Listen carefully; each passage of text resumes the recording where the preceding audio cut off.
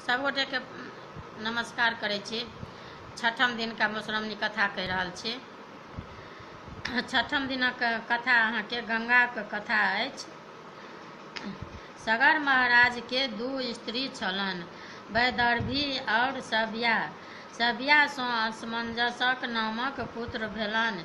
वैदर्भी के संतान नहि छलनि। ओ संतानक निमित्त महादेवक तपस्या करऽ लगलीह। 100 वर्षक बाद एक लोथक जन्म भेलनि। ई देखि वैदर्भी कानऽ लगलीह। कामदेवक सुमरन करल महादेव ब्रह्माक रूप धारण क' ओतऽ एलाह और ओहि लोथ के 60,000 खंड प्रत्येक के एकक तौला में तेल दऽ झाँपि क' राखि देलनि। थोड़ेक दिनक बाद 60,000 लोथक खंड 60,000 सुंदर और बलवान पुत्रक रूप में प्रकट भ' गेलाह। सगर महाराजक 99 टा अश्वमेध मेघक यज्ञ स्वयं करबाक तैयारी में लागल छलाह, किंतु इंद्र नहि चाहैत छलाह जे हुनकर यज्ञ पूर्ण होनि, कारण यज्ञ अश्वमेधक यज्ञ केला पर ओ सत्कृत इंद्र भ' जाइत अछि, तइयो कोनो ने कोनो विघ्न उपस्थित क' दैत छलखिन। अश्वमेध मेघक घोड़ा छोड़ल गेल। सगर रखवारक राजा सगरक वैह 60,000 पुत्र भेलाह। इंद्र अपन छल बल सँ घोड़ा ल' क' भागि गेलाह। सगरक 60,000 पुत्र इंद्र के खिहारलनि। ओ लोकनिक घोड़ा के तकबाक हेतु पृथ्वी खोधैत आगू बढ़ैत गेलाह। अंत में घोड़ा के कपिल मुनिक आश्रम में बान्हल देखलनि। कपिल मुनि तपस्या में लीन छलाह। सगरक बेटा सब हुनकहि चोर बुझि दौड़ल। मुनिक ध्यान भंग भ' गेल। हुनकर क्रोध दृष्टि सँ 60,000 राजकुमार तत्क्षण मरि क' भस्म भ' गेलाह। राजाक यज्ञ अपूर्ण रहि गेल। सगर महाराज शोकाकुल भ' मरि गेलाह। राजकुमार लोकनिक अपमृत्यु भेल छल। हुनका लोकनिक सद्गतिक उपाय पर विचार रखबाक हेतु ज्ञानी लोकनिक सभा बैसल।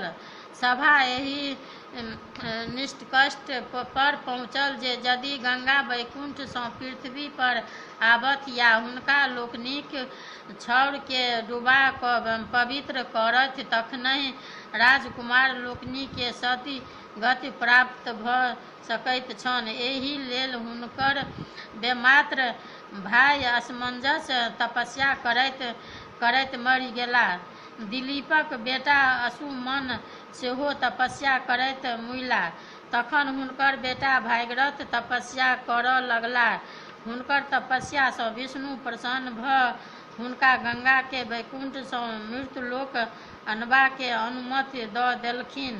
गंगा के एकाएक पृथ्वी पर उतारि देला सँ पृथ्वी रताशल में धँसि जेती। तैं हेतु महादेव हिमालयक ऊँच चोटी पर चढ़ि हुनका अपन माथ पर उतारि जटा में समेटि लेलनि। हुनकर जटा सँ निकलल गंगा हिमालयक प्रदेश के दहबैत विदा भेलीह। जखन चहु ऋषिक आश्रम दहाय लागल तऽ ओ गंगा के पीबि गेलाह। ई भागीरथ लेल जटिल समस्या उपस्थित क' देलक। ओ साहसी छलाह और मुनि के सेवा में लागि गेलाह। अंत में मुनि एहि शर्त पर गंगा के छोड़ल जे गंगा हुनकर बेटी कहावथि। ताहि सँ गंगा जाह्नवी कहाबय लगलीह। गंगा द्वार होइत हरिद्वार एलीह। भागीरथ हुनका आगू आगू उम्हर गेलाह जिम्हर हुनकर पितरक छाउर छलनि। गंगा सबके दहबैत डुबबैत भागीरथक पाछू पाछू चलैत चलैत अंत में ओहि महाविशाल खाधि में खसली, जकरा सगरक 60,000 पुत्र अश्वमेघक घोड़ा तकबाक में खुनने छलाह, तैँ आब ओ सागर कहबैत अछि। एहि तरहें गंगा मृतलोक आबि सगरक 60,000 बेटा के सद्गति देल तथा भागीरथक परिश्रम के सफल बनाओल। आब गौरी के जन्म हेतनि। आब सतीक मृत्युक बाद महादेव संसार सँ विरकत भय कोनो निर्जन स्थान में तपस्या में लीन भ गेलाह। हुनका संसारक कोनो सुधि नहि रहि गेलनि। एहि बीच राक्षस सभक उपद्रव बहुत बढ़ि गेल। ओहि में तारकासुर परम पराक्रमी भेल। ओ तपस्या बल पर ब्रह्मा के प्रसन्न क वरदान मंगलक जे हम अमर रही। ब्रह्मा कहलनि जे ई असंभव अछि, जे जन्म लेलक तकर मरण अनिवार्य छैक। तखन ओ दोसर वरदान मंगलक जे हमर मृत्यु महादेवक ओर सँ पुत्रक हाथे हुए। ब्रह्मा तथास्तु कहि देल। ई वरदान मांगबा में तारकासुर के ई उद्देश्य छल जे महादेवक स्त्री निसंतान मरि गेल छलनि और महादेव संसार सँ विकृत भऽ गेल छथि। हुनका दोसर विवाहक कोनो संभावना नहि छल, तैँ हेतु हुनक पुत्रक हाथे तारकासुर के मारबाक कोनो उम्मीद नहि छल, अर्थात ओ और अमर रहि जायत। तारकासुर देवता लोकनि के सुमरन क भगा देलक या सभक राज बनि गेल। यज्ञ जाप बंद क देलक। मुनि सबके सतबय लागल। सुंदरी स्त्री सबके अपहरण करऽ लागल। समस्त संसार में कोलाहल मचि गेल। ओकर उत्पात सँ तंग आबि क देवता और ऋषिगण सब ब्रह्माक ओतऽ उपस्थित भेलाह। ब्रह्मा हुनका सभक बात सुनि कहलनि, जखन शक्ति महामाया दुर्गा अवतार लय क गौरीक दिस हुनक ध्यान आकृष्ट करेबाक हेतु तपोवन में कामदेवक पठाओल। कामदेव अपन मित्र बसंत और स्त्री रतिक संग ओतऽ पहुँचि गेली। बसंतक महिमा सँ बसंतक वनक गाछ सब फूलि गेल। सुगंधित सँ वन प्रसन्न गमकि उठल। फूल सब पर भमरा मरय लागल। शीतल समीर बहय लागल। चंद्रमाक ज्योति सँ वन सुंदर लागय लागल। एहि वातावरण में मुनिक तऽ